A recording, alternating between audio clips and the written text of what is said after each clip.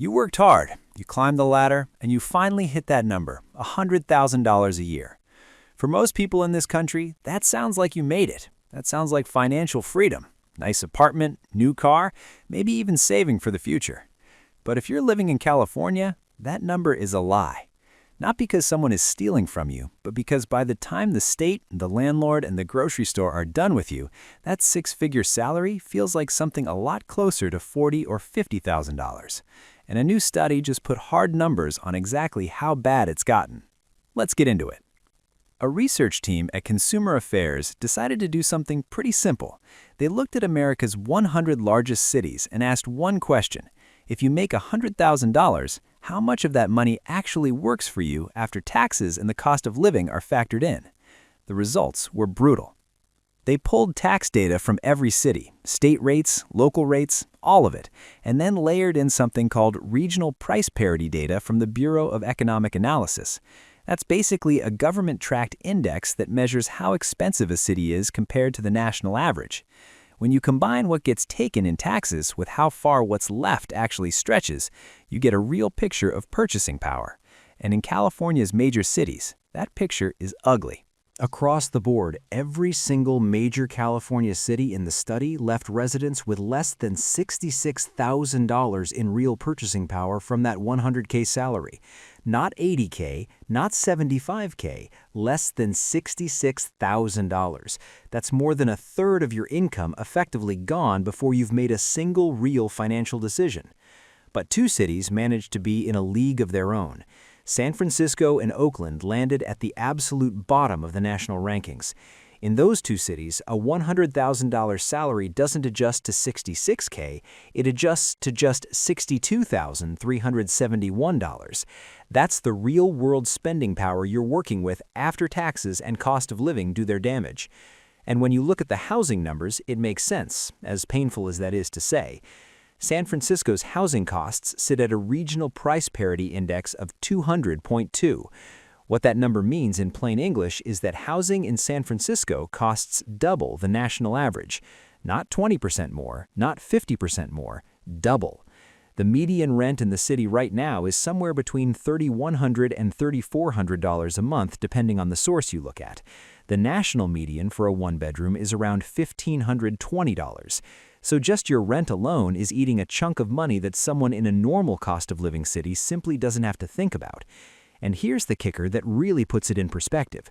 Back in 2010, the median rent in San Francisco was around $1,058 a month. Today, it's more than triple that. In 15 years, rent has gone up over 200%, while salaries for most workers haven't come anywhere close to tripling. But the Bay Area isn't suffering alone. Southern California doesn't get the same reputation as San Francisco when it comes to cost of living, but the numbers tell a different story.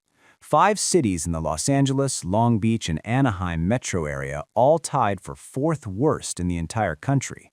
All 5 share the same cost of living index, 115.5, meaning everyday life there costs about 15.5% more than the national average. That's on top of California's state tax rate, which applies to all of them equally. The result is the same story playing out slightly differently.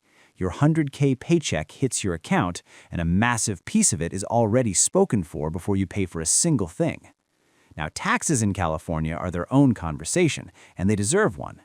Here's something most people don't fully grasp until they actually live in California and file their first tax return. The state has the highest top income tax rate in the entire country, 13.3%, and that's before federal taxes take their cut at roughly 22% for someone earning $100K.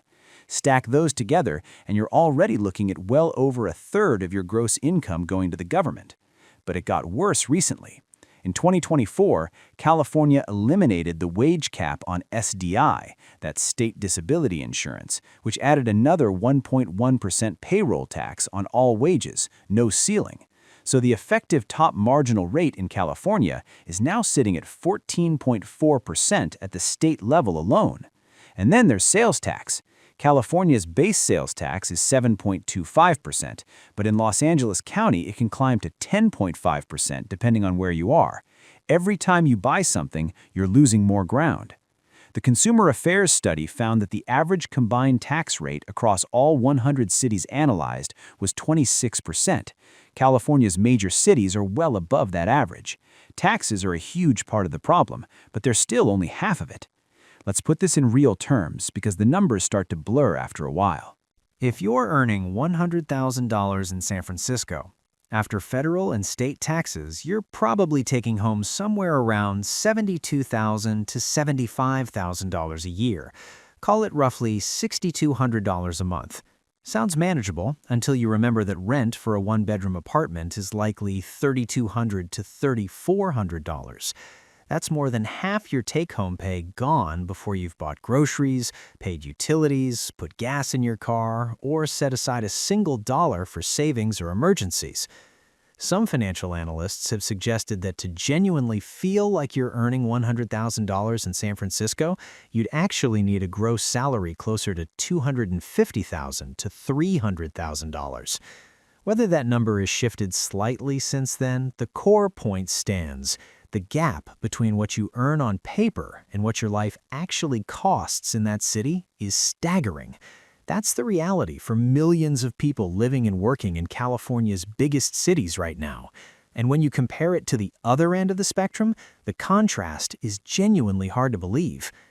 The city that came out on top in the Consumer Affairs study was Laredo, Texas. A $100,000 salary there translates to $89,864 in real purchasing power. That's nearly $27,000 more in effective spending ability than someone earning the same salary in San Francisco. 4 other Texas cities landed in the top 10 as well. The reason is straightforward. Texas has no state income tax, 0. So a much larger piece of your paycheck survives from day one, and the cost of living in most Texas cities is significantly below the national average on top of that. Smart Asset's separate research found that Charlotte, North Carolina saw the biggest year-over-year improvement in purchasing power, jumping 6.6% in a single year to reach $81,780 in effective value from that same $100K salary. Cities in the South and Midwest are consistently outperforming coastal metros when it comes to what your dollar actually does. Now, before anyone starts planning a move, there's a counter-argument worth hearing. California's defenders will point out, fairly, that salaries in the state, especially in the Bay Area, are genuinely higher than the national average. Tech jobs, entertainment, finance, these industries pay significantly more in California than they do in Texas or North Carolina. So comparing a $100K salary across cities isn't always apples to apples, because a lot of people earning that in California are doing jobs that might only pay $70K or $80K somewhere cheaper. There's also the remote work factor that's been reshaping everything since the pandemic. A growing number of people figured out a workaround. Earn a California-sized tech salary while living in Nashville, Austin, or Raleigh. Keep the income, ditch the cost of living. It's not an option for everyone, but for those it works for, the math becomes very different very fast. And San Francisco does have rent control, which protects long-term tenants from the worst of the market. If you've been in the same apartment for 10 years, your rent increases are capped. But if you're new to the city, you're walking into market-rate prices with nothing protecting you.